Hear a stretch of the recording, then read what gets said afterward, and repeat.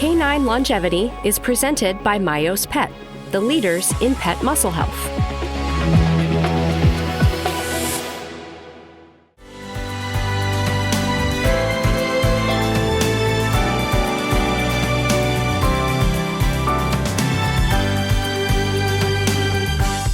Photobiomodulation, we know it in our industry as laser therapy. Well, joining us today is Lisa Mixis of Response Systems, talking to us about all things laser.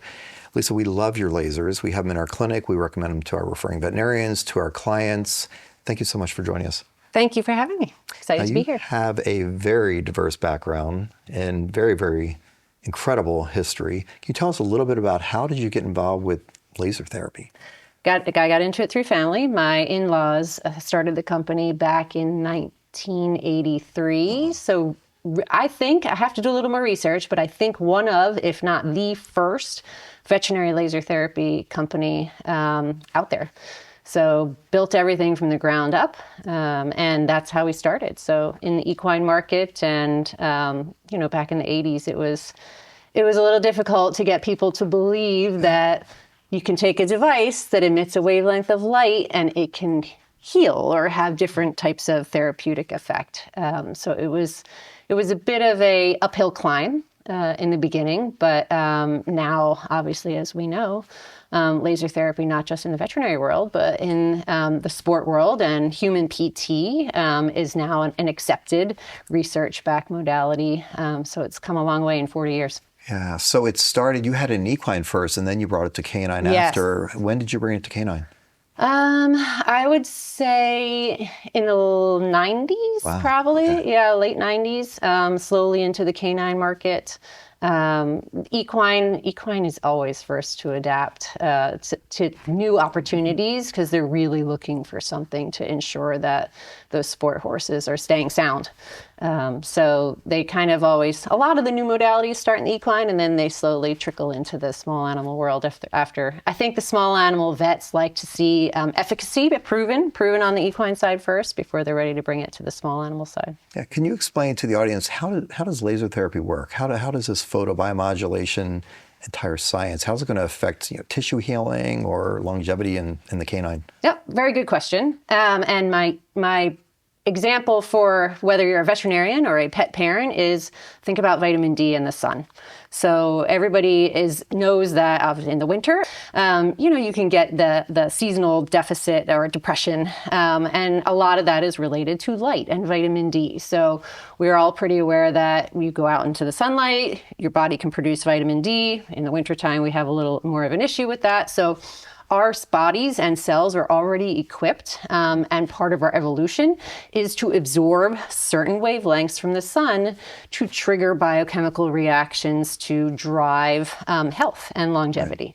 And that's exactly what happens with laser therapy. We harness the correct wavelengths of light because not every wavelength under the sun is going to be therapeutic.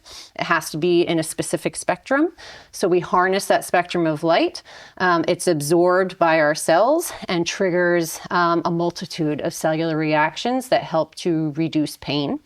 It helps to reduce inflammation and then trigger a cellular repair process. Okay, so are there then certain conditions that you would reach for laser? Think anything with inflammation. So okay. That could be chronic inflammatory conditions like arthritis, degenerative conditions. I know a lot of dogs are dealing with IVDD or DM types of conditions. So anything with inflammation, and that could be acute. So even like an ear infection, for instance. So the laser is not going to get rid of that bacteria. It's not going to address the bacteria itself. But as your antibiotic is taking its course to address the bacterial infection, that redness, that inflammation, that discomfort can be addressed with laser in the interim to help get that down and make the dog or cat much more comfortable. So it seems like even for chronic conditions, if you have a chronic tendon injury or chronic osteoarthritis, from what I've understood, it helps to stimulate the body to heal in that regards as well. So not just acute injury or post-surgical, for chronic as well? Absolutely. So you're going to, on the acute side of things, our goal is to heal this particular condition. So the cellular repair pathway that laser triggers within the cells is going to help rebuild collagen, other proteins in the body, promote vasodilation and get blood flow into that area to really help accelerate that healing process of an acute condition. Chronic, like you're saying, arthritis and other degenerative conditions, we're not going to heal it per se, but what we can do is, number one, slow down the progression of that disease, and number two, really help the animal become much more comfortable as they're aging. So it's going to keep that inflammation in check. We're not going to heal arthritis, but we can make the animal much more comfortable. Quality of life is going to increase, and we really hope to kind of slow down that progression. Yeah. What was fascinating, I found some papers out there that actually showed that laser therapy or photobiomodulation stimulates stem cells. So you can actually use this, and that whole term regenerative medicine that's out there right now with these things called platelet-rich plasma or the blood samples, platelets and stem cell therapy. It's been shown to be synergistic. They are synergistic, and there's a lot of research still with the combination of different modalities and something like PRP or stem cell. And how long do we wait after an injection to start laser therapy? But there's studies that are slowly coming out looking at them combined together because it makes sense. If laser triggers you think back to like biology 101 and ATP, right? So we're all familiar with like ATP is the energy of life, right? And your cells generate ATP, and that drives all of your cellular processes. Laser therapy triggers ATP production, which increases cellular reproduction as well. So if you're thinking of something like stem cell, exactly. Now we want to, you've just injected some platelet-rich plasma or stem cell, and now we want that to multiply, and we want if you're injecting it into a knee, we want it to stay in there and thrive, and laser can help that as well. Canine Longevity is presented by Myos Pet, the leaders in pet muscle health.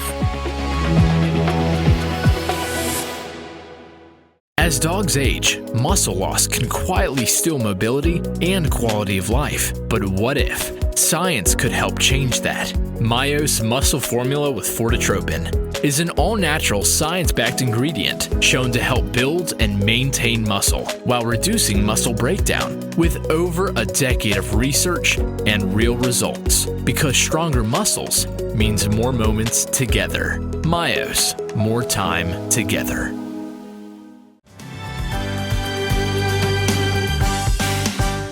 So when I think of laser therapy, I mainly think of rehab therapists.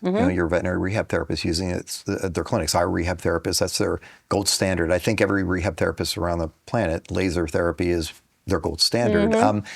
But the challenge we run into in our industry is the owners will bring the patient in once a week, maybe they live far away, and we know there's benefits to using this therapy more than once a week. Right. And so would it be possible, or do you see this as something where they go in for formal rehab once a week, but then there's supplemental treatments they could do at home the other days of the week? We're not replacing formal rehab, but using it as a supplement. So yes, good question. So there's different classifications of laser. We have anywhere from a class 1 up to a class 4, and there's many different variables that go into how a laser is classified, but power is one of those. So in clinics, in your rehab clinics, a lot of your veterinary professionals will have a class 4 laser. It's more powerful. It's going to be a faster treatment, which is important if they're trying to treat as many animals as they can in an 8-hour period. But they are powerful, and they're probably not the best option in the hands of a pet parent. They can get hot. You can potentially burn if you're not professionally trained to use that higher power laser most effectively. So there are other systems like a class 3B, for instance, that a pet parent can use at home under the guidance of their veterinarian or rehab therapist. And to your point, they supplement each other. So you go in for your, maybe it's a weekly treatment with your vet, and then you can supplement at home with a little lower power correct wavelength, as we talked about before, you need the right wavelength of energy to make sure that it's going to be therapeutic. Your treatment's probably going to be a little longer with your dog on your couch as it is at the vet. Right. But you have the time to spend with your dog on the couch, and you're going to get a nice continued effective treatment that will supplement what you've got going on with the vet. And I love to use the example of pushing a snowball down a mountain. So if you've got a snowball going, if you push it once, it's going to move. Mm-hmm. You're going to get some sort of reaction, and it's going to get momentum, but it's going to stop. If you can push that consistently, let's say 2 or 3 times, you're really going to build up momentum. So when you let go, it's going to sustain so much longer. And that's the benefit of continuous treatments of laser, is that you keep nudging the cells so that even when you take the therapy away, it's going to continue that stimulation within. Okay. So what about maintenance? So we're talking about injury. So we're talking about people or animals rather that have osteoarthritis or tendon injury or post-surgical. But what about the use of it as a home modality? So we talk about massage and we talk about body work, and this is all about longevity. Mm-hmm. So is there any thoughts of using photobiomodulation or laser therapy as just a home maintenance program for patients or for dogs in general? Yes. So we like to think of it as prehab or prevention. So laser and like PEMF is another modality that you can use. And the goal is to condition and to put those cells into peak condition, so to speak, to help prevent injuries. So let's say you have a sport dog, and they are, they shoot out of the gate like a rocket, and we want to make sure that the tissue is flexible there, and that's where laser can help in the beginning to help increase blood flow. You can get the synovial fluid a little more lubricated before a competition, for instance, to help protect. And it does the same for your, a non-sport dog as well. Your dog, your family dog. Yes, you can use laser to help keep them in peak condition and kind of slow down. Age is inevitable. Yeah. We're all there. But if we can kind of slow down the progression of those degenerative types of conditions, which usually inflammation is the nemesis, if we can keep that inflammation down, we can hopefully slow down that progression as well. It's fascinating because your idea of using it in the athletes, agility, fly ball, these great dog sports that are out there. I've seen some papers in human sports, just like you mentioned, where they'll use it prior to going out and pitching or playing their sports. And then I've seen some papers where they're using it after sport as well to help kind of cool down lymphatics or decrease the inflammation. Yes. So is that something you would think about for the canine athletes as well? Absolutely. Then? So, and this is where we talked about how we started in the equine world. It's equally relatable from a equine athlete to a canine athlete. What we want to do prior to a competition is to, again, warm up. I think of it as like, you think of kind of going for a walk before you jog, right? So think of laser as kind of doing that on a cellular level. So you're warming up the cells prior to pushing them. So you're going to protect, you're going to increase oxygenation. There's studies out there that show, especially in endurance, by lasering a muscle prior to, you can increase the endurance of that muscle in a competitive environment. And then post, our goal is to really keep inflammation down, because it's that slow little bit of inflammation that leads to chronic tendinopathies. Big word. Yeah, that one got me stuck. And ligament, potential ligament issues with a lot of athletes. We want to, we're watching out for ACL in human, canine cruciates in dogs. We want to keep the tissue as supple and in peak condition as we can, and laser can help with that. Segment of Canine Longevity is brought to you by Equiseer for Dogs, combining light therapy, infrared, and neurostimulation to help support canine comfort and movement. So if clients are listening to this, or pet owners, pet parents, and they say, this is for me, I really, really want to get one for my pet at home or dog, how do they go about that? What's the next steps as far as them Do they go to your website? How would they order, a laser? Yep. So we always recommend consulting with your veterinarian. Okay. And if your veterinarian, a lot of times a lot of the vets are you're getting laser at your vet right now. But we have a full rental program for pet parents. They can either go through their vet for that rental program, or they can come directly to us. So they can, a lot of times we have pet parents that will rent after a cruciate surgery.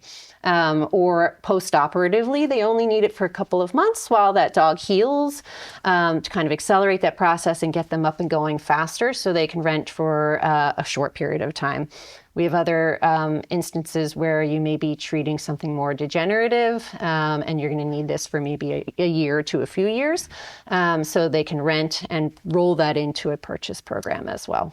How do they know how to use it? Do you have videos online, or say it's a shoulder versus a knee or a hip? The owner may not know dog anatomy, so Right. How do they know where to put the probe? This is where we're really, again, veterinary first.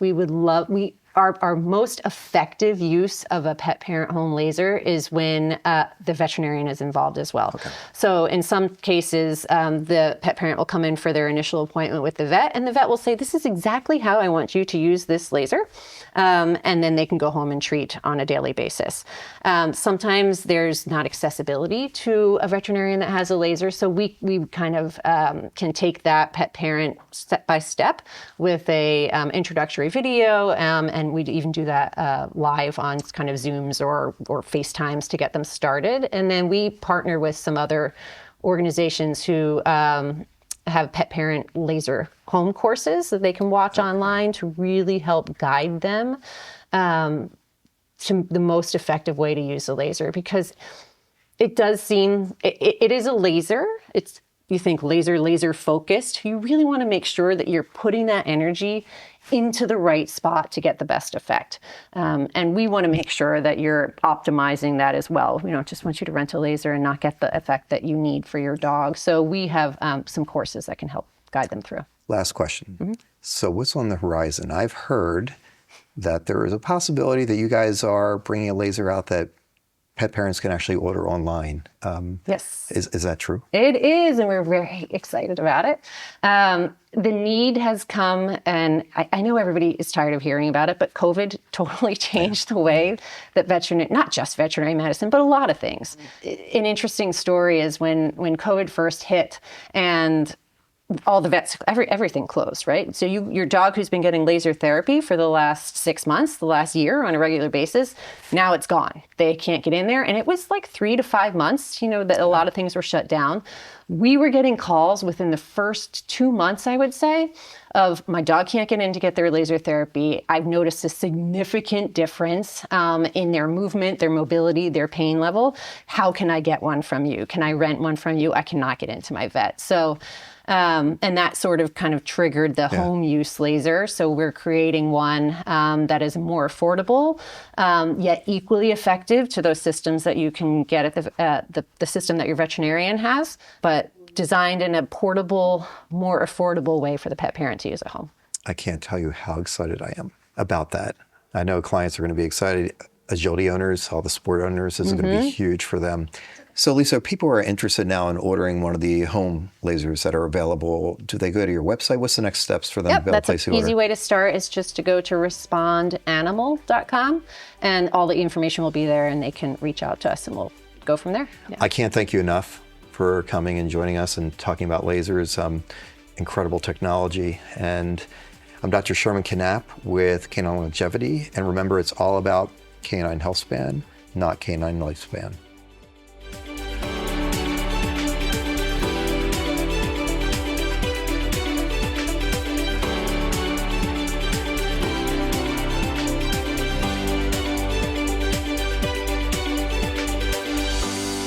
Good girl, Fachi. Canine Longevity is presented by Myos Pet, the leaders in pet muscle health.